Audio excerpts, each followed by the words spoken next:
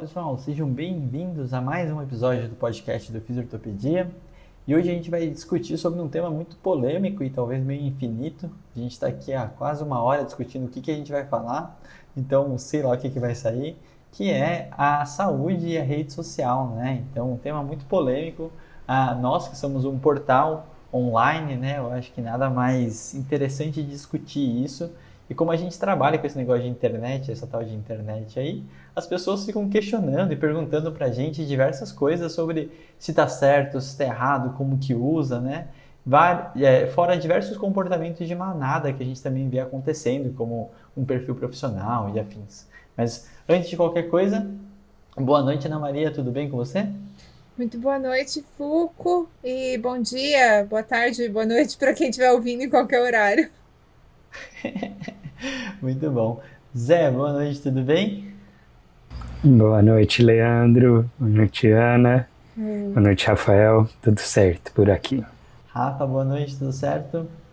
Bom dia, boa tarde, boa noite a todos aí. A gente sempre acha que vocês escutam na segunda, né? Então tenha uma excelente semana.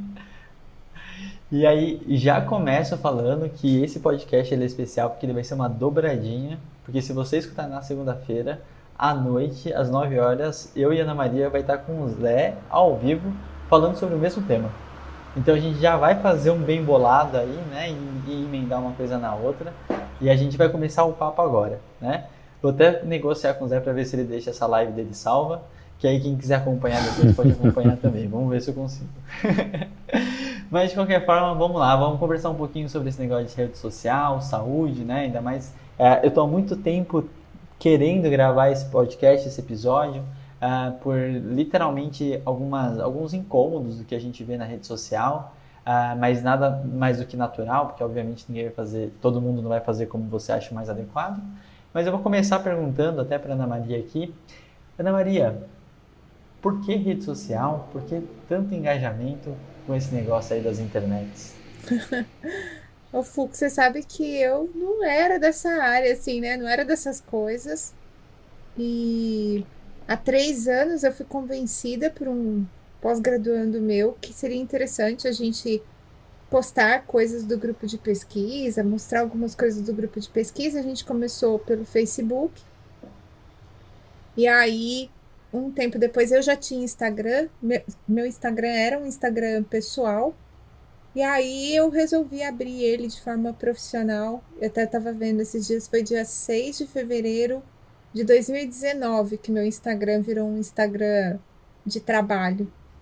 E hoje, assim, ontem, né? Ontem eu cheguei a 20 mil seguidores. E eu gosto, eu me divirto. É uma coisa que eu faço realmente assim, por diversão mesmo, porque eu estudo muito, as pessoas me perguntam um monte de coisa, eu tenho que estudar um montão. E o grupo todo ficou muito conhecido, realmente. Deu espaço para divulgar as coisas que a gente faz no laboratório, mas principalmente como a gente trata os pacientes, né? Que são coisas diferentes daquilo que as pessoas costumam ver em outros perfis de ombro. Eu pude falar um pouco da disciplina de dor, eu pude falar um pouco das coisas de educação que eu falo e faço, e depois acabou virando podcast. Então, acho que o engajamento é mais pela oportunidade de visibilidade de um trabalho que acontecia só dentro do universo ali da faculdade, dos muros da faculdade, e que hoje eu consigo ter gente de todo lugar do país, até de fora do país, assistindo, ouvindo, tomando contato e vendo se acha legal, se acha interessante, o que que dá para tentar. E é assim, né? Não tem professor que não gosta disso, né? É, assim, uma coisa é você entrar na sala de aula para dar uma disciplina obrigatória do curso com gente até que nem acha você tão legal ou que não está interessado naquela matéria. E outra coisa é você abrir uma live no Instagram e as pessoas entrarem e ficarem. Elas ficam porque estão gostando. Não tem professor que não gosta disso, não tem jeito. Muito bom, Ana. Zé, por que as redes sociais? Por que tanto engajamento? Como que foi esse processo aí? Tava ouvindo a Ana aqui, lembrando um pouco do meu processo, eu fiquei pensando Você sabe que eu tenho uns amigos bons, assim, né?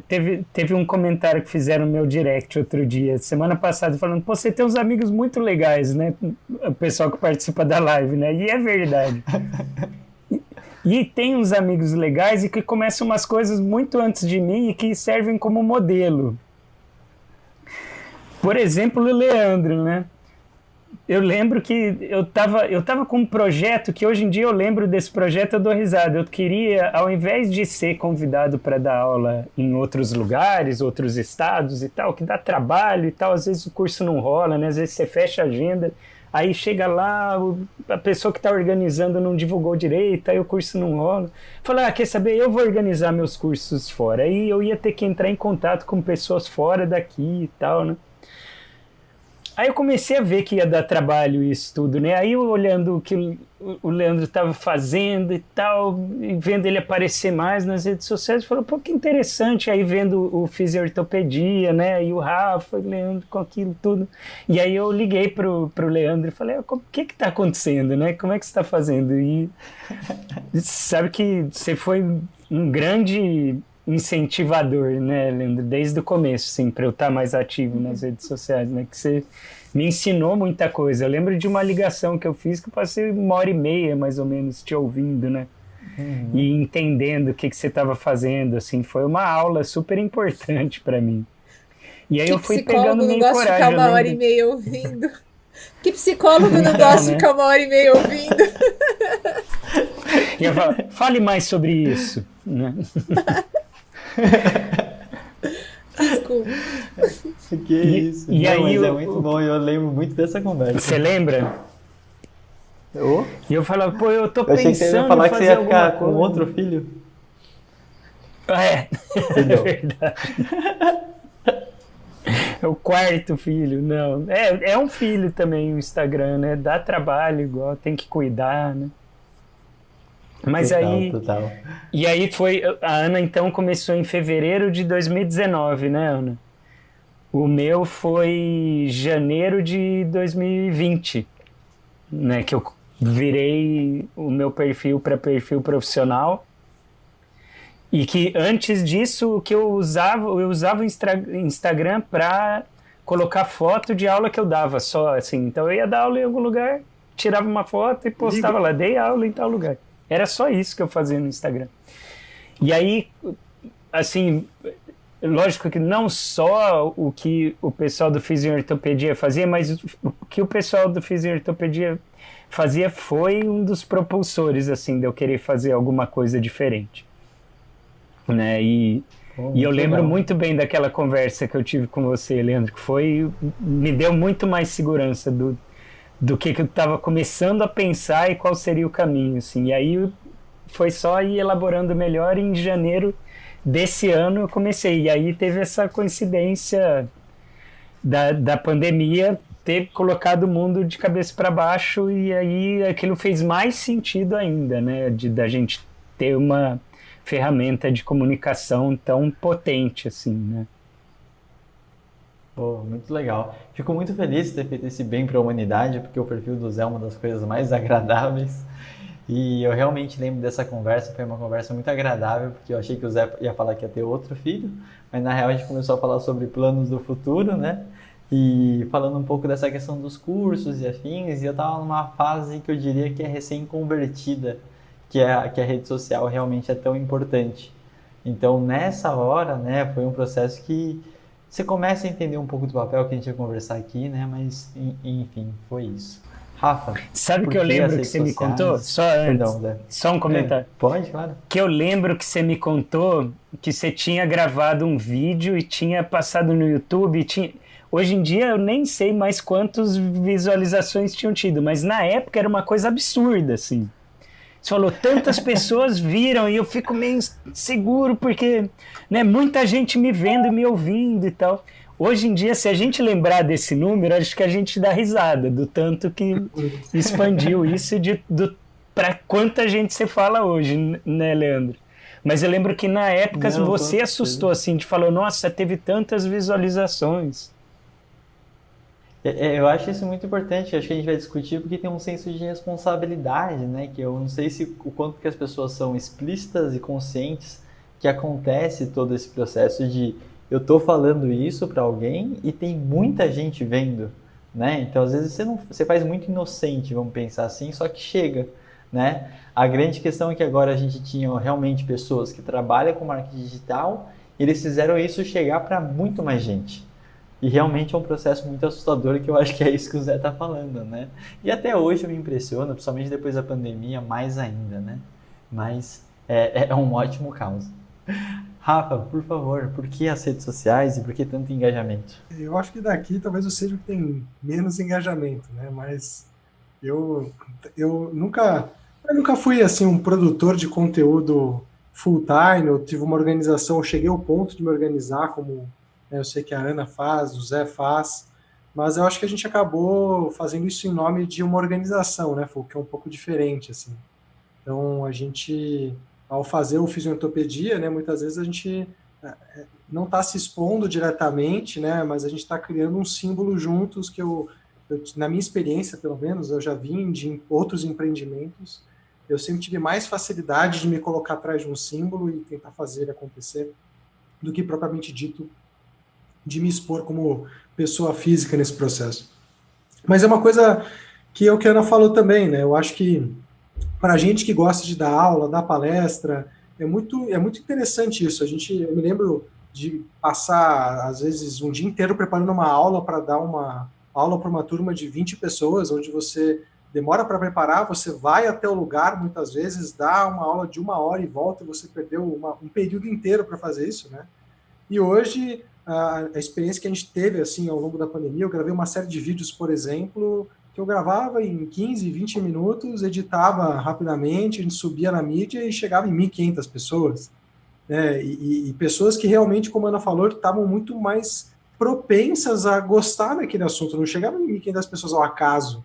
Não são 1.500 pessoas por aí como a televisão entrega, né? São 1.500 pessoas que gostam daquele conteúdo, que consomem aquele tipo de conteúdo, podem gostar daquele tipo de conteúdo, né? Então, isso realmente vislumbra, né? E pensa, mostra para a gente o potencial que um trabalho bem feito, contínuo, né, pode alcançar. Assim. Mas, de novo, né, eu acabo tentando trabalhar muito mais em prol de um símbolo, muitas vezes do que na minha própria mídia pessoal, mas mesmo assim, as poucas vezes que eu opto por ir para minha mídia pessoal e passar alguma coisa que está me incomodando, ou por aqui, né, aqui através do nosso podcast ou através do nosso YouTube, eu sempre me surpreendo com o alcance que essa mensagem pode ter. Pô, muito legal. E é um comentário muito importante, né, Rafa? Particularmente, todo mundo me conhece nessa parte das redes sociais, só que eu nunca quis, e até por isso hoje nunca transformei minha rede social numa rede profissional propriamente dita, né? Então, assim, meus stories é uma vitrine, mas meu feed não é, né? Então, são coisas que eu acho muito importante e eu agradeço que existe Fisiortopedia, porque eu posso deixar a parte profissional lá e usar o meu pessoal normalmente e fazer algumas divulgações dentro do processo e facilita bastante. Então eu sempre brinco porque minha rede social acaba sendo isso, né? Quem quiser me ver dançando, meus amigos, minha família acaba vendo, né? Mas os stories acabam sendo usados de forma diferente. E aí eu vou perguntar agora, vou fazer a rodada de novo aqui, começando pela Ana Maria, qual que é essa chave, né? Essa introdução primeiro para a rede social, como é que foi? Essas sensações que a gente conversou um pouquinho agora e qual que é o pensamento e todo o processo que você imagina dele hoje? Ó, Fuco, eu comecei, como eu disse, incentivada por uns alunos para falar um pouco do nosso laboratório e todo mundo sabe, né? O pessoal até hoje, muita gente até hoje fala, ai, os seus caderninhos, porque eu também não queria aparecer, então eu gravava eu escrevendo ou umas anotações num caderno e eu não aparecia. Mas eu enganei todo mundo, porque depois que eu larguei o caderninho, eu larguei mesmo, assim, aí eu comecei a aparecer e foi assim um teste. Então, ainda hoje eu testo uma série de coisas. Testo conteúdo, testo o formato, mudo o formato dos posts, mudo o formato das enquetes, o uso da caixinha. eu ainda mudo muita coisa. Eu acho que assim, como é uma estratégia de comunicação, ela é muito viva e vai mudando. Então, por exemplo, o fato das lives, né, não serem de duas pessoas, vocês lembram disso? As lives não eram de dupla, você fazia uma live e você sozinho, né? Outro dia o Insta me ficou mais de 1 hora na minha live. Então, essas coisas todas mudam o jeito que você está trabalhando a comunicação. Então, daqui a pouco, agora surgiu o tal do Reels, né? Que o pessoal está usando como usa o TikTok. Eu nunca usei, não sei, eu tenho um TikTok, não consigo usar ainda, porque eu não aprendi ainda como é que usa. Mas eu acho que, assim, é um negócio vivo. E da mesma forma que eu saí do YouTube e vim para o Instagram, pode ser que em algum momento eu tenha que sair do Instagram e ir para outro lugar. E de todas essas mídias, parece que a mais sólida em termos de longevidade parece ser o canal do YouTube. Os YouTubes, né? Eles têm essa coisa que parece ser um pouco mais sólida entre as diferentes redes sociais. Eu gosto de produzir conteúdo lá para o YouTube, principalmente porque boa parte das coisas que eu ofereço são aulas, não é conteúdo de 20, 15 minutos, é aula mesmo. E aí o YouTube acomoda muito bem esse material. Então, como é que eu vejo a coisa? Eu vejo que tudo muda a depender das ferramentas que a plataforma te oferece. Ela é uma casa alugada, né? Ela não é nossa. Ela pode definir um pouco o que do nosso conteúdo pode ser ou não publicado. E quem fala aí de assuntos mais delicados, né, sofre mais com isso, tem story bloqueado, tem postagem banida. Isso não acontece com a gente porque a gente não fala dessas coisas, né? A gente fala de saúde é um troço universal e público, então a gente não se mete em tanto encrenca assim. Mas é uma casa alugada. Então, hoje tá bom, tá confortável, tá funcionando, é legal. Muita gente se bate com a questão da entrega, mas acho que nenhum de nós é um produtor de conteúdo com mais de 100 mil seguidores, então a gente não tem esse problema de entrega tão grave como as pessoas acham que existe, né? E fica aí, meu feed segue, compartilha, me marca, ativa as notificações. A gente é muito pequeno para o Instagram para se preocupar tanto com isso. E acho que é isso. Acho que hoje é Instagram e amanhã pode ser outra coisa. Eu, por exemplo, passei pelo Snapchat. Eu tive Snapchat, né? Então, é isso, Muito gente. bom, nunca tive, Ana.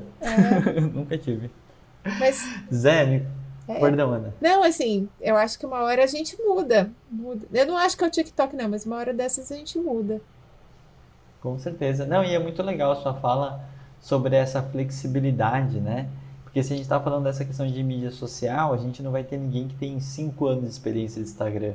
Quer dizer, até deve ter, porque o Instagram já tem, mas assim, no sentido de... É tudo muito novo, né? Muito. E a forma que o Instagram era utilizado o ano passado é o inverso desse ano, né? Então, assim, é tudo muito... Você tem que ir acompanhando essa dinâmica. E se você for levemente conservador nisso, você fica um pouco para trás, se esse for seu carro-chefe, né? Então, acho que tem uma questão importante a salientar, né? Zé, me fala um pouquinho também do seu amadurecimento dentro da rede social, como que você enxergava antes e como que você está enxergando agora, e até essa forma que você produz seu material. Eu adorei que a Ana falou das redes sociais como ferramentas, né? Que eu acho que é isso mesmo, né? A rede social é uma ferramenta. Importante a gente aprender a usar, né? E ver se aquela ferramenta está servindo para aquela finalidade para a qual a gente pensou, né? Então, eu sempre que eu penso ferramenta, eu lembro do filme 2001, do Kubrick, né? Que tem, acho que é a cena que eu mais gosto na história do cinema, né? Que é o nosso antepassado bem distante, ele olha uma carcaça de um animal no chão, e aí ele olha um osso e aí na hora vem uma coisa na cabeça dele do tipo, eu posso usar esse osso para bater no meu inimigo, né? E aí ele pega aquele osso e começa a dar na carcaça e vê que aquilo realmente funciona, né? E aí ele já imagina ele usando isso numa guerra, né? Contra o inimigo dele. E aí ele joga o osso para cima e dá um corte nessa hora na cena e aquele osso vira uma nave espacial, né? Muitos e muitos e muitos anos depois. Né? Que é essa ideia da ferramenta, né? De uma primeira ferramenta rudimentar virando algo tão elaborado quanto uma nave. Ou seja, um osso e uma nave espacial são a mesma coisa, na verdade. São ferramentas. O que a gente faz com aquilo, né? Qual que é a finalidade? E aí, para que serve rede social? Para conectar, né? Para a gente se conectar com outros seres humanos. Basicamente é isso. Então, acho que a pergunta que a gente tem que se fazer, né, Ana, é assim, tá, o YouTube tá me ajudando a me conectar com as pessoas com quem eu quero me conectar, da maneira como eu quero me conectar, né? O Instagram tá me ajudando a promover essa conexão, né, do jeito que eu quero me conectar. Eu acho que esse amadurecimento é importante. Eu fiquei também ouvindo a experiência da Ana com o YouTube, eu fiquei lembrando assim, o YouTube eu tô paquerando, ele faz tempo e tal, e ainda não chegou, mas eu vou para lá, né? Eu sei que eu vou para lá, mas porque eu acho uma ferramenta, eu adoro consumir vídeo no YouTube, assim, né? Eu vejo mais vídeo no YouTube do que no Instagram, por exemplo, né? Bem mais. Mas não fui ainda para lá, assim, mas eu acho que é uma ferramenta fantástica também. E eu acho que é aí aprender, né? O que o YouTube oferece, o que o Instagram oferece, como eu posso usar da melhor maneira isso. Eu acho que esse amadurecimento... O Instagram eu fui aprendendo, assim, eu acho que eu aprendi bastante nesse ano, de janeiro para cá. YouTube eu quero aprender, eu acho que o ano que vem é um ano que eu vou aprender mais sobre o YouTube. Boa. E eu acho interessante, vou manter só um pouquinho no Zé ainda, porque eu queria conversar de uma coisa um pouco mais, acho que questão de sociedade, uma filosofia de efeito manada, né, Zé? Eu acho que tudo isso que a gente está conversando aqui, como que vai puxando as próximas etapas, tem a ver o que as pessoas estão fazendo. E aí você tem que entender se você faz ou não faz. Então, assim, se é puxado por quem? Por uma motivação pessoal ou realmente porque o fluxo é esse, né? E aí até em questões psicológicas, né, Zé? Me fala um pouquinho dessa parte que eu acho que é super interessante o pessoal entender o comportamento humano baseado nisso, assim, né? Eu acho que tem um tanto disso que a gente não tem muito controle. Por exemplo, eu sempre acho muito divertido perceber como certas expressões... Não sei se vocês já repararam, mas de repente uma expressão, você ouve a primeira vez alguém falando, aquilo te chama atenção, nossa, nunca vi ninguém falando assim, daqui a pouco outra pessoa fala, daqui a pouco outra. Quando você vê, tá todo mundo falando essa expressão, e você não sabe nem de onde surgiu, né? Tem aquele conceito do meme, né, que é antes do meme da internet, né? Que é essa ideia de que tem certo... É como um vírus que vai se espalhando, assim, né? E o efeito manada tem a ver com isso, né? Nós somos seres sociais, né? Mas de uma maneira diferente até dos outros seres vivos, né? O ser humano é um ser que vive embrenhado, assim, entre um indivíduo e outro, assim. A gente é uma colônia, grande colônia. Então a gente tende a ir com a manada. O ponto é, às vezes, a gente se perde nisso, né? Acho que isso que você quis dizer, né, Leandro? Então, às vezes, a gente se perde no sentido de eu nem sei por que eu estou fazendo isso, assim. Parece que é o que eu tenho que fazer, né? Eu lembro uma vez eu no metrô, um amigo no metrô, eu sou meio caipira, né? Por mais que eu morei em São Paulo e tal, metrô é sempre uma experiência estranha para mim. E aí eu lembro uma vez e eu morei anos em São Paulo, mas a gente lá no metrô segurando, acho que nesses metrôs assim, chegando na estação da Sé, sabe? E a gente saiu do metrô junto com um monte de gente, e a gente olhou para a cara de um do outro e falou, não era aqui que a gente tinha que sair, mas a gente nem se perguntou qual era a estação. Tinha um monte de gente saindo, a gente saiu também, sabe? Então a gente tem essa tendência, né, a fazer o que o outro está fazendo. Mas é sempre bom a gente perguntar, opa, peraí, mas que eu estou buscando com isso? Né? E às vezes vai ser possível a gente fazer essa reflexão, como a Ana fez, né? Do tipo, eu estou usando o Instagram porque agora está confortável para mim, mas eu não sei daqui a pouco. Vamos pensar. Né? Então é sempre importante a gente fazer essa reflexão, senão parece que a gente está só indo numa correria que a gente nem sabe por quê, né? Não, perfeito. Rafa, e tu? Qual que foi esse seu amadurecimento com as redes sociais? Como você enxerga hoje, né? E o Rafa gosta muito de falar das predições. Como você vê o futuro das redes? Cara, eu passei por um momento também que eu acho que foi um momento game changer. Eu lembro que eu falava para minha esposa, eu falava, não, eu não quero postar nada, eu era totalmente contra me expor nas redes sociais, até que em algum momento eu comecei a entender que isso tinha valor, sim, né?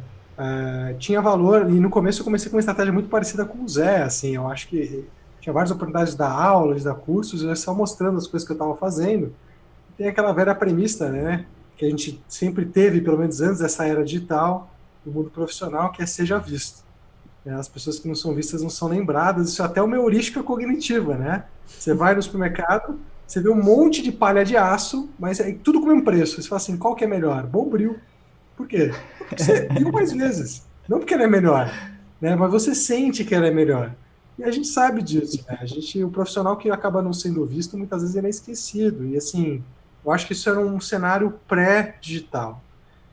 E aí eu comecei a me expor também, profissionalmente principalmente, no meio digital, muito por conta disso, né? Talvez até uma percepção de que era um meio, era um lugar que coisas estavam acontecendo, as pessoas estavam lá, talvez, né? Um efeito manado, por assim dizer. Mas com o tempo acaba surgindo um pouco desse discernimento, assim, você começa a entender que você tem uma certa democratização da voz ali, o que é bom e ruim ao mesmo tempo. Né, quando a gente olha para um macro, né? Isso pode ser bom, porque pessoas que têm muita coisa legal a falar podem falar essa coisa legal e muita gente pode escutar de fato, sem que você tenha necessariamente um baita título, né? No mundo pré-digital, muitas vezes a autoridade contava muito mais do que a capacidade de argumentação ou de o que você conseguia contribuir para a sociedade. Eu acho que a internet, a descentralização da internet favorece um pouco que pessoas que tenham e consigam propor algo legal, falar uma coisa legal, elas possam ser ouvidas. Mas, por outro lado, tem um lado negro disso, né? Como toda boa ferramenta, ela pode ser usada, ela acaba produzindo coisas boas e ruins, né? Também vai dar vazão a pessoas que, na verdade, não poderiam, ou ideias que normalmente morriam localmente, não eram memetizáveis, né? Como teorias da conspiração, terra plana, movimento anti-vacina, ganharem força justamente porque agora essas pessoas conseguem encontrar um lugar onde elas podem florescer essa ideia. Né? E se a gente pensar, que a gente conversou até com a própria Natália Pasternak na live que a gente teve com ela, né? Muitos desses movimentos são feitos por pessoas do percentil mais alto da sociedade, ou seja, pessoas que têm dinheiro para pagar, inclusive para divulgar essa ideia. Então, o mesmo algoritmo que permite com que a gente bote boas ideias para as pessoas ouvirem, também permite com que pessoas que tenham interesses escusos paguem para essas ideias chegarem mais gente. Né? E, de novo, é uma ferramenta. É uma ferramenta, a gente pode usar da melhor forma possível, mas vai sempre ter alguém que vai tentar usar de uma forma diferente. Mas o meu amadurecimento veio um pouco nesse sentido, assim, eu comecei a entender que, poxa, talvez eu tinha alguma coisa legal para falar, eu tinha alguma coisa legal para contribuir, eu falava muito só em sala de aula e talvez eu pudesse achar outras formas de me comunicar, de passar uma mensagem que outrora ficava fechado, né, dentro daquelas pessoas que só tinham, né, a oportunidade de trocar ideias, experiências com você. E eu acho que isso é muito legal da gente parar para pensar. Né? A gente tem uma capacidade aí de hoje tentar transmitir ou transformar uma coisa que a gente acredita, que a gente estuda e fazer isso chegar em muita gente. Talvez uma coisa que pré-era digital seria impossível, né? Eu fico pensando nessas coisas, viajando na maionese, mas até o telefone ou o telégrafo ser inventado, as pessoas nem sabiam que existiam time zones ou fuso horários diferentes no mundo. Porque não dava tempo de você saber o que acontecia na Austrália, você demorava 6 meses para chegar lá de barco, e quando você chegava lá, você não sabia se estava de dia ou de noite de onde você veio. Né? Você não tinha como saber isso. Assim. Então, assim, isso é muito recente, é de 1860, 1840. E a partir do momento que a gente começou a conseguir se conectar com o mundo, a gente começou a conseguir entender também diferenças de uma velocidade muito grande, né? Então, não sei, esse é um paradigma da nossa espécie, né? A gente evoluiu para crescer em grupos pequenos, para ser nós contra eles, né? Facilmente a gente consegue identificar quem são eles e quem somos nós. E a mídia social talvez extraia o melhor e o pior disso, né? Um dilema aí, de fato. Rafa, se você falou que 1800 não faz tanto tempo, você não é um jovem ansioso igual essa sociedade que temos hoje. Eu queria dizer que até hoje eu pego o voo de lá pra cá e erro os fusos da conexão, compro as passagens erradas. Eu não aprendi esse negócio até agora. É difícil mesmo, eu concordo. Eu sempre faço umas confusões também. Enfim, de qualquer forma, é muito interessante. Se vocês pegarem na fala de todo mundo, eu escolhi os 3 aqui para estar junto nesse episódio. Muito por causa disso. Acho que assim, ninguém aqui tem milhões de seguidores. Eu considero o perfil de todo mundo aqui um grande exemplo, de certa forma, profissional e pessoal de diversos aspectos. Mas a gente não veio falar muitas regras de como faz, como não faz. Eu acho que o mais importante é entender um pouco do que o que está por trás e como a gente venceu algumas barreiras, porque não é nossa naturalidade, né? Então a gente não é uma pessoa que nasceu na era de fazer um story tão fácil. A gente foi acostumando a fazer, e pessoas que me conhecem há 2 anos para frente, literalmente veem outro Fukuzawa do que viam antes disso, né? Então é outro tipo de projeção, é outra forma de se expor, que faz muita diferença para todo esse aspecto de como que as pessoas enxergam a gente, assim como o Zé falou, principalmente do efeito manada, né? E isso é bem interessante, né? E aí agora eu vou fazer uma outra rodada e perguntar um pouquinho do que agrada e o que desagrada vocês dentro do processo da rede social. Então eu vou começar de novo com a Ana Maria. Ana Maria, o que te desagrada, o que você não gosta, o que você dá bloco... Brincadeira, não precisa falar dos blocos não. Mas o que te agrada e desagrada dentro das redes sociais, assim, principalmente em relação à área da saúde, obviamente, né? Acho que o que desagrada qualquer pessoa que trabalha assim um pouco como eu, né, com pesquisa, com ciência, é ver informações erradas, coisa mal interpretada, assim. Você fica chateado de ver que tem uma informação que você sabe que não está correta. E às vezes é um colega, às vezes é um colega um pouco mais velho, às vezes é um colega um pouco mais jovem, mas com bastante seguidor. Então é chato quando você vê alguma coisa assim que você fala, puxa, isso aí não é bem assim, né? Mas, assim, eu sou uma pessoa. Se vocês forem ver as pessoas que eu sigo, vocês vão ver, essa moça é desconectada mesmo, assim, porque são pessoas muito diferentes e com características diferentes. Eu consigo ouvir algo que eu não gosto, que eu não concordo, que eu não acho legal e consigo conviver com isso. Eu dou conta, sabe? Acho que um pouco é a idade, a gente vai ficando mais velho, a gente vai ficando um pouco mais... A gente vai começando a parar de querer ganhar as discussões e vai vivendo mais em paz, né? Mas, assim, basicamente o que me irrita, o que me deixa chateada é a informação de má qualidade sendo vinculada e as pessoas achando que aquilo é verdade e tal. Isso me deixa chateada.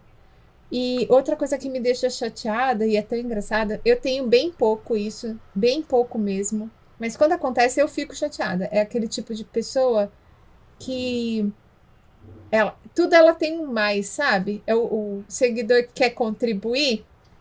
Ai, achei ótima sua postagem, mas lá vem ele, né? E é engraçado como tem pessoas que são absolutamente carentes, sabe? Então vê você lá e assim, começa a contar. Então, fala alguma coisa que você fez, mas eu li não sei o quê, e tinha mais não sei o quê, e tinha mais não sei o quê. E aí a pessoa começa a falar e eu fico super sem graça pra cortar o assunto, sabe? Pra falar assim, gente, tá bom, já, né? Às vezes eu faço um post e a pessoa vem e me dá uma aula. E ela só tá querendo falar, tá? Tudo bem, mas... Então isso acontece. E a terceira coisa que já me aconteceu, que é muito feio, e essa eu corto sumariamente. Sumariamente mesmo. É um colega vir falar de outro colega. A pessoa abre um DM, uma direct message para falar com você de outro colega e falar mal da pessoa. Isso eu fico de cara. Me aconteceu umas 3 vezes, nas 3 vezes eu cortei sumariamente. A pessoa terminou de escrever, eu disse, olha, eu não sei o que você está esperando com esse tipo de conversa, mas o que você me falou não me acrescenta em nada a respeito do fulano, né? E aí cortei, porque esse é o tipo de coisa, Fulco, que precisa ser mudado na profissão. A gente precisa cortar esse tipo de coisa. Comentários pessoais, julgamentos sobre o caráter do colega. Bem, se você tem uma queixa real, você vai lá e faz pro Crefito, faz pro Cofito. Mas não fica propagando isso feito uma fofoca. Isso é muito feio. É horroroso. Isso eu corto sumariamente. A pessoa que é carente, quer me dar uma aula em cima da aula que eu dei, eu até deixo. E as pessoas que propagam coisas erradas e que a gente tem alguma oportunidade de se manifestar, eu até me manifesto, mas eu também não me sinto à vontade de ir no perfil de outra pessoa e dizer assim, olha, isso que você tá falando é uma loucura, você tá louco. Isso aí não existe. Porque eu também acho que é um espaço pessoal. Eu não quero que ninguém venha aqui dizer pra mim, Ana Maria, você está ficando maluca, esse negócio de diagnóstico cinético funcional não existe, o nome disso aqui é capsulite adesiva e acabou, entendeu? Eu não quero que a pessoa faça isso no meu perfil. Então, eu também não vou no perfil das pessoas ficar, sabe? Mas quando me perguntam, aí eu falo o que eu acho a respeito. Mas é isso, são essas 3 coisas que me aborrecem. Mas é pouco, graças a Deus é muito pouco. Eu acho que eu educo bem meus seguidores quando eu dou as minhas broncas. É, muito bom. E você, Zé, que te desagrada aí nessas redes, que eu acho que é um processo importante. Melhor do que falar o que não fazer, o que fazer, né? Melhor é o que não fazer, talvez. São dicas mais valiosas. Eu me identifico com o que a Ana falou. Quando você vê que a pessoa está vendendo uma solução rápida, né? Do tipo, eu consigo acabar com a sua dor, né? Em 3 sessões, essas fórmulas mágicas assim. Que você sabe que não funciona assim, né? Sabe, uma coisa que não é exatamente que me desagrada, assim, no sentido de eu ver acontecendo, mas desde que eu resolvi fazer esse projeto no Instagram, eu sabia o que eu não queria fazer. E eu não queria ser mais do mesmo no sentido de chegar, abrir a câmera e falar, olha gente, hoje a gente vai falar sobre depressão. Depressão é quando o indivíduo fica assim, sabe? Eu falo, pô, não precisa de mais um psicólogo explicando para as pessoas o que é depressão, né? Então, eu sabia que eu não queria fazer isso.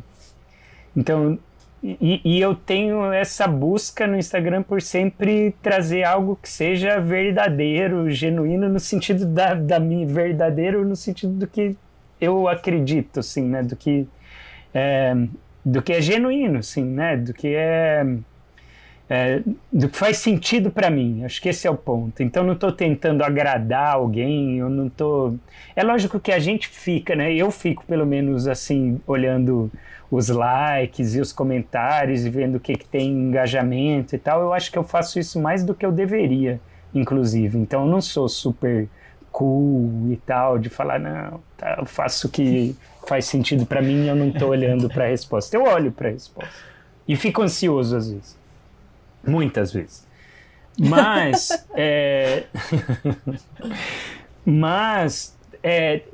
eu parto do pressuposto que tem que fazer sentido para mim. Esse é o primeiro ponto, né? E aí eu sabia que eu não queria fazer algo só para agradar e tal. E nem querer representar um papel que não sou eu, né? É um papel, mas é um papel que tem a ver com quem eu sou, né? Então a gente está representando, sempre a gente está representando um papel, né? Mas tem que ser um papel que faça sentido para nós, em relação à nossa história, em relação ao que, né, o que a gente acredita e tal, e não algo muito externo, né? E aí, por outro lado, o que eu vejo que me interessa, assim, e que eu gosto de ver é a espontaneidade, assim. Então, é muito legal ver... E aí, eu fico feliz de estar com vocês três aqui, que eu vejo isso em vocês três, assim, muito forte, né? Cada um tem uma linguagem, um estilo, né? Então, eu vejo... O jeito que a Ana faz os stories dela, por exemplo, né? Ela ali conversando e tal, você vê que é espontâneo, né? O Leandro dançando, né? E o Rafael trazendo aquele conteúdo que às vezes você vê que não deu tempo do Leandro puxar ele e falar menos, Rafael, vai mais devagar e tal, que ele já traz, né, muito conteúdo, assim, e fala, não, deixa eu ver esse vídeo de novo, né, deixa eu ver mais uma vez, que tem muita coisa ali, e é legal que tenha muita coisa, assim, né, porque você vê que é o Rafael falando ali, né, ele é um cara que traz muito conteúdo, né, e às vezes se você precisar ver de novo o vídeo, você vai aprender de novo, ver, né? Porque às vezes vai ter um conteúdo denso no que o Rafael traz. E isso é bem legal, né? Então cada um tem o seu estilo, né? E acho que isso é o que eu mais gosto, assim, de ver. Quando você vê que a pessoa tá ali, sabe? Verdadeiramente ali, né? Tá presente no que ela tá fazendo. E isso é muito legal pela fala do Zé, porque assim, eu acho que tem muita coisa de... Eu modero às vezes o Rafa, muito no sentido de para quem que a gente está passando a mensagem, né? Obviamente que o Rafa pode fazer o que você quiser, Rafa. Ó, já fica o recado. Mas no sentido de entender que o Rafa tem tanta coisa interessante para passar, que quanto mais pessoas conseguirem consumir, é melhor, né? Então tem um processo muito disso. E eu acho que é uma das coisas que as pessoas só um comentário sobre isso, para ser justo. O Rafa é legal quando é moderado pelo Leandro, que fica mais acessível, e é legal também quando o Leandro não modera, que aí vem um conteúdo denso. Dos dois jeitos, não é? A gente convive o dia inteiro junto, então a gente tem muita influência no que o outro fala, essa é a real. Eu já tenho um modelo interno do Leandro aqui na minha... Você internalizou, né? Exato. Muito bom. E você, Rafa, o que você não gosta nessas redes sociais? Olha, eu acho que um pouco talvez do que já foi falado, né? A Ana falou, o Zé falou, assim, as pessoas muitas vezes... Eu acho que essa é uma outra tendência humana, né? A gente muitas vezes vê que as pessoas querem buscar numa pessoa que está, por exemplo, numa posição de autoridade, um caminho fácil. Então, a gente desenvolveu e desenvolve continuamente, ninguém está pronto, né? Ninguém nasce pronto e ninguém está pronto, na verdade. Mas a gente está o tempo todo tentando estudar e trazer coisas, e muitas vezes as pessoas pegam um assunto super denso e falam assim, eu quero ler sobre isso. Me passa uma coisa para ler sobre isso. Né? Não é simples assim, a gente está inclusive tentando passar isso na mídia social justamente para tentar mastigar, a gente é facilitador, né, de uma coisa difícil e complexa, que é trazer ciência de uma forma acessível para a prática. Isso me incomoda um pouco às vezes, porque é muito difícil você pegar, eu quero saber mais sobre dor, eu quero saber mais sobre controle motor. Tá, o que eu vou fazer? Passar um livro? Eu também. Eu também, eu adoraria. Eu também quero saber. Isso é uma coisa que eu acho que essa barreira, que ao mesmo tempo que a mídia social ela quebrou um pouco, acho que ela gera uma impressão para as pessoas que estão consumindo conteúdo de que é fácil. De que o facilitador, na verdade, ele está só transmitindo uma coisa que é fácil. Mas o facilitador ele está fazendo uma coisa muito complexa, que é juntar a experiência clínica, muitas vezes com uma capacidade de comunicação boa, e beber da ciência e tentar trazer isso de uma forma que faça sentido. Isso é muito complexo. É muito difícil. Né? Então, assim, isso me incomoda um pouco. Assim, parece que ficou tudo muito fácil, né, por um lado. Que é, de novo, bom e ruim. E talvez a outra... Mas acho que o que mais me incomoda, em termos das mídias, eu acho que tem a ver, de novo, com uma visão macro da ferramenta. O mesmo algoritmo que permite com que a gente se difunda também permite com que pessoas que... Eu não vou falar nem que pensam diferente da gente, porque eu acho que a ciência ela tem um objetivo, né? O processo científico está aí para dar o melhor caminho. Então não é uma coisa de opinião, muitas vezes, né? Tem muita coisa que é questão de opinião, mas tem coisa que não é. E eu acho que a mídia social permite com que pessoas que, na verdade, falam um caminho que não é o melhor, consigam prosperar muitas vezes até melhor do que quem está preocupado em dar o melhor caminho para o paciente e para a colega. Até porque os algoritmos, normalmente, permitem com que informações falsas e com conotação emocional sejam mais difundidas do que informações mais neutras. A gente sabe que a taxa do Twitter, por exemplo, é de 6 vezes mais. E o Twitter nem é a principal mídia por onde as fake news passam. A gente está no Instagram, a gente está no Facebook, o WhatsApp nem se fala no Brasil. Mas, assim, a questão isso me incomoda um pouco. Assim, as mídias, o que faz elas serem muito boas também faz elas serem ruins, elas criam bolhas, né? E o problema é que as bolhas de conteúdos, muitas vezes não científicos ou de informações erradas, têm mais força e são maiores do que as bolhas de conteúdos adequados. E isso é matemática, é o algoritmo das mídias. Ele funciona propagando mais informações que geram engajamento, e engajamento é gerado com mais resposta emocional. Então, aquilo que gera raiva, que gera discórdia, que gera nós versus eles, tem mais chance de ser propagado do que uma informação de qualidade. Isso me incomoda.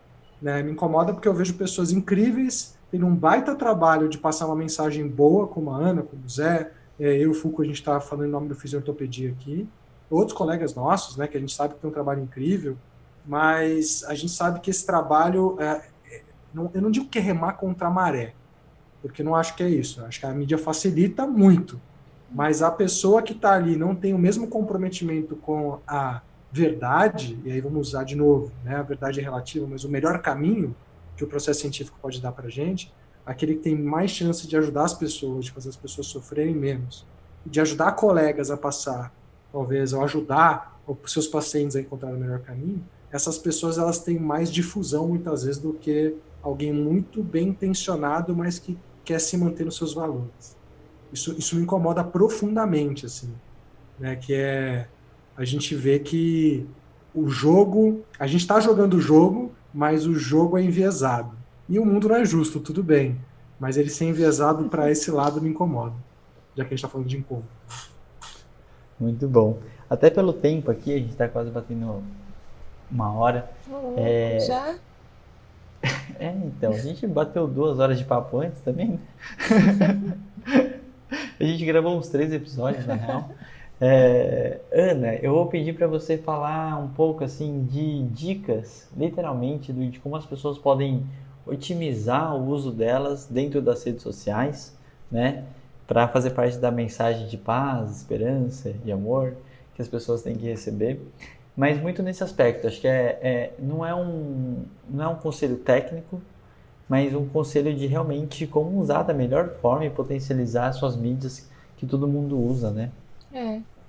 Acho que primeiro que assim, nem todo mundo é produtor de conteúdo. A maior parte de nós está no Instagram como consumidor, né? E aí eu vejo muita gente jovem saindo da faculdade ansioso para ter 10 mil seguidores. Não tem nada a ver uma coisa com a outra, né? Primeiro entender que é legal você ter um perfil, se você quer projetar o seu trabalho, um perfil profissional, que pode ser de produção de conteúdo ou pode ser a sua clínica, a recepção, a experiência que o seu paciente tem quando ele vai à sua clínica, isso ficar documentado, ser um espaço que contribui com informações de boa qualidade para esses pacientes, né? Mostrar os seus valores diante daquilo que você faz dentro do seu consultório, dentro do seu ambiente de trabalho.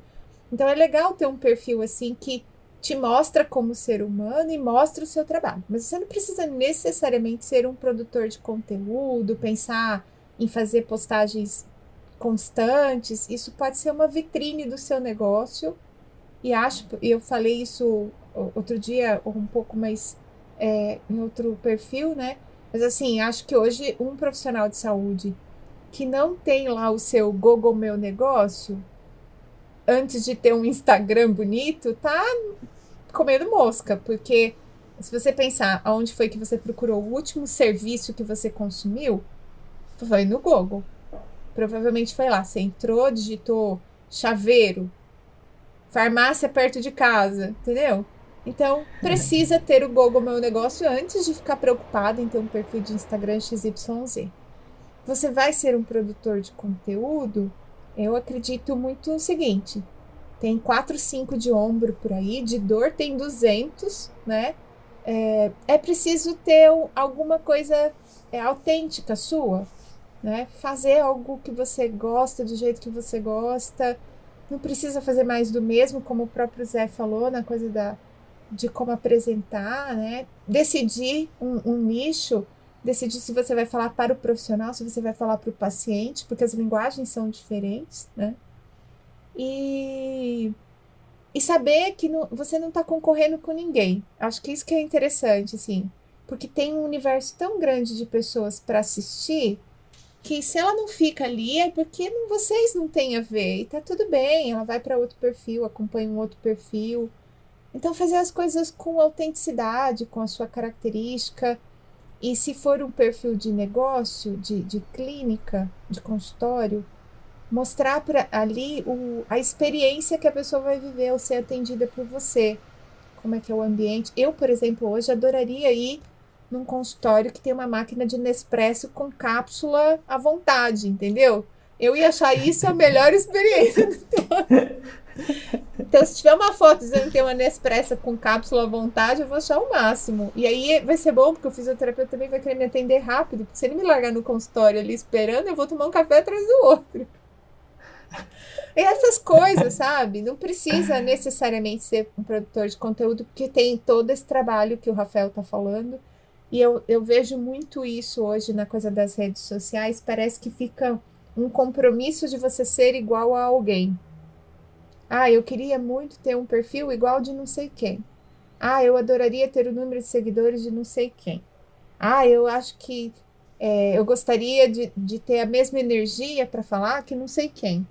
E, na verdade, o mais legal é você seguir alguém que é autêntico, né? E que faz algo que você segue 2, 3 e aquilo se completa e você escolhe o que é melhor para você. Acho que isso, Lê. Não sei se era bem essa a pergunta, mas acho que é isso. Não, é isso mesmo. Eu acho que é um pouco de entender o que está por trás das motivações, porque depois que a gente vive um pouco desse mundo, a gente começa a ter uma opinião sobre, né? O que seria esse next step, como usar, qual que é a forma mais adequada, né? E, obviamente, não é cagar regra, mas literalmente a gente conseguir dar uma dica, porque eu acho que tem muita gente que cria por criar, mas está perdido de como fazer, né? E eu acho que esse momento realmente tem isso, né? E você, Zé, o que você teria para falar para a gente, pessoal, como usar aí essas mídias?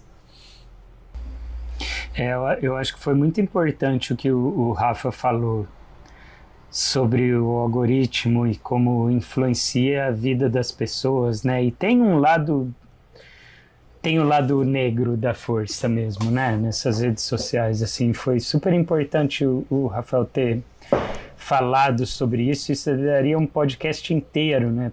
Para abordar, porque o assunto é muito complexo e com muitas nuances, né? Mas pensando nisso e me baseando nessa fala do Rafael, tem um ponto que primeira coisa é você pensar com quem você quer se conectar. Então, isso que a Ana Maria falou, de você definir o seu público, né? A pessoa para quem você está falando. Então, eu desde o começo pensei que eu queria falar com profissionais de saúde que se interessam de alguma maneira por psicologia, né? Então esse foi o meu público desde o começo, assim, do projeto, desde janeiro, né? E então a minha busca é como é que eu posso me conectar com essas pessoas, o que essas pessoas... Então tem um pouco dessa questão do que essas pessoas estão precisando ouvir, que eu acho que é interessante para elas ouvirem, ao mesmo tempo de que forma eu posso fazer a mensagem chegar, né? Então, de que forma eu posso chamar a atenção dessas pessoas, que a gente precisa da atenção das pessoas, né? Para a gente poder fazer a mensagem chegar. De que forma eu consigo manter o público engajado, né? E aí uma dica, quase um apelo para quem usa como consumidor, inclusive eu, né? Inclusive quem é produtor de conteúdo também é consumidor de conteúdo, né? Pensando no que o Rafael falou, que a mensagem não vai ser entregue para todo mundo mesmo e o algoritmo se baseia muito em engajamento, né? Para distribuir mais e para você ficar mais visível. Quando você vê, agora eu estou falando para todo mundo assim que está ouvindo, né? Quando você vê algum conteúdo que você acha importante, que você acha relevante e tal, comenta, né? Compartilha, mais do que curtir, inclusive, né? O comentário é muito importante, porque as redes sociais são uma praça pública, né? E o que as redes sociais querem que aconteça é diálogo, né? É que haja pessoas comentando sobre aquilo. Curtir, você clicou num botão ali, tá, passa para o próximo e tal. Não necessariamente você curtiu porque aquilo fez sentido para você, né? Tem muita gente que de repente é meu amigo e tal, vê uma coisa que eu postei e curte. Não necessariamente aquilo fez sentido. Mas o comentário já é diferente, né? Principalmente, não só a palminha e de falar, pô, que demais e tal, mas uma coisa, de repente, trazer um comentário que é relevante para aquele assunto, né? Isso é muito importante, sabe? Eu acho que quanto mais a gente conseguir estimular a discussão e o diálogo, eu acho que mais bem a gente vai estar fazendo para a humanidade mesmo, sabe? Porque a gente está propondo discussões que outras pessoas vão ler e vão opinar também. Então isso eu acho que é o mais legal, assim, da gente tentar descobrir o que gera diálogo, né? O que gera esse tipo de discussão. Muito bom, Zé. E você, Rafa, o que você acrescentaria aí na fala dos dois para potencializar e usar a mídia da melhor forma possível aí? Eu acho que sabendo que existe um algoritmo, né, e que na verdade ele foi feito para tentar te entregar aquilo que você tem mais interesse, e o que o Zé falou é sensacional, é fundamental, na verdade, né? A gente sempre fala, né, exerce o seu poder de compra como consumidor para poder potencializar projetos que você acredita, né? No livre mercado é assim que você faz uma coisa que você acredita ir para frente. O seu poder de compra na verdade, você está financiando um projeto que você acredita. Quando a gente fala de redes sociais, o seu poder está nos dados e na sua interação com o conteúdo. Então, eu acho que entender o processo de como ele é feito me fez dar muito mais valor à energia que é gasta por um produtor. Assim. Então, da mesma forma que antes, eu lia, sei lá, eu queria ler muito artigo científico, então eu queria ler 3 por dia, 4 por dia, e muitas vezes era uma leitura muito superficial, né, no começo da minha... na época da especialização, então eu tinha isso. Era volume. E aí, como eu comecei a entender e produzir ciência, entender como é sofrido o processo de se publicar um trabalho, eu fui aderindo ao movimento de slow science. Slow science. De realmente ler com muita calma, tentar entender, porra, que narrativa que esse trabalho quer me dar, sabe? O que eles estão querendo me falar? Porque eu entendi o quanto dá trabalho você produzir um artigo científico. São meses ou anos, né, até você começar o projeto no papel e você conseguir publicar um trabalho. Anos. Sempre são anos. E aí, entender o processo nos bastidores da mídia social me faz entender muito mais isso, né? Se você vê bons produtores de conteúdo, pessoas que se diferenciam e se destacam, são salientes, né? Produzem algo diferente do normal, são especiais, acrescentam, a gente tem que incentivar isso de alguma forma, né? E a melhor forma que a gente tem para incentivar é interagir. Então, eu acho que isso é uma via de duas mãos, porque além de você incentivar a pessoa que está gastando energia, né, e muita energia muitas vezes para fazer uma coisa legal, para ela continuar fazendo aquilo, você também vai enviesar o algoritmo para te dar coisas parecidas. Então eu acho que a gente tem que saber como consumidor usar esse algoritmo, né? A Ana falou do My Business, isso é sensacional, Ana, eu sempre falei isso para as pessoas, né? É de graça. Cadastrar o seu negócio no Google My Business é de graça. Você vai para o Waze, você vai para o Google, você entra no SEO do Google, e é de graça e é fácil de fazer, são 10 minutos para você fazer isso. Então, assim, as ferramentas estão aí, e eu acho que a gente tem que começar a entender que elas jogam um jogo muito específico, né? E como consumidor, quanto mais você incentivar coisas boas, aí é aquela coisa do karma, parece que é mais do que concretizável, né? Você incentivar coisas boas, interagir com coisas boas, vão fazer coisas boas chegar em você. Então, eu acho muito feliz a fala do Zé e da Ana nesse sentido, sabe? Eu acho que a gente tem que apoiar bons produtores de conteúdo mesmo. Muito bom. E a gente tem que pensar também, né, que nessa era que a gente vive hoje, a produção de conteúdo é quase uma profissão, né? Então, esse tempo de dedicação que a gente precisa e tudo mais, eu acho que dentro do que o Rafa falou, é importante pensar que o que está por trás, ele não é fácil, né? Então, assim, rotineiramente, a gente tem nosso amigo Léo Ávila, que o cara religiosamente, todo dia, 7h30, ele vai postar o conteúdo dele. Você sabe que vai sair coisa nova e boa, atualizada, né? São coisas muito essenciais, né? Mas eu achei muito valiosa todas as dicas, né? Eu acho que é muito, resumindo, né? Entender a necessidade que você tem com a mídia, a sua essencialidade e a sua personalidade para conseguir entregar de forma mais íntegra, né? E eu acho que o Zé falou uma coisa muito legal, né? O que você não quer? Então, quando você sabe o que você não quer, você também consegue construir melhor o seu conteúdo, porque o resto é trabalhável, é flexibilizado e você consegue entregar de uma forma mais honesta tudo isso, né? Então, esse papo, ele é meio infinito e a gente vai ir parando aqui, senão a gente vai ficar muito tempo. A gente continua às 9h com o Zé. Então, quem não estiver escutando na segunda, tá perdido mesmo. Você já começou dando E- boa noite, agora você tá mandando assistir o negócio às É. 21h da segunda-feira e vai confundir tudo. Ah, tem que ver, né? Porque o Instagram do Zé, a regra é do Instagram dele, né? Quem sou eu para mudar a regra dele? Mas de qualquer forma era isso. Eu queria conversar muito sobre essa questão de mídia social. Me incomoda muito sobre o efeito manada, como as pessoas utilizam, começam por começar e depois não sabem como continuar. Então acho que o nosso papel tem a ver com isso, dar um guia e facilitar que gaste essa energia de uma forma realmente que faça diferença, né?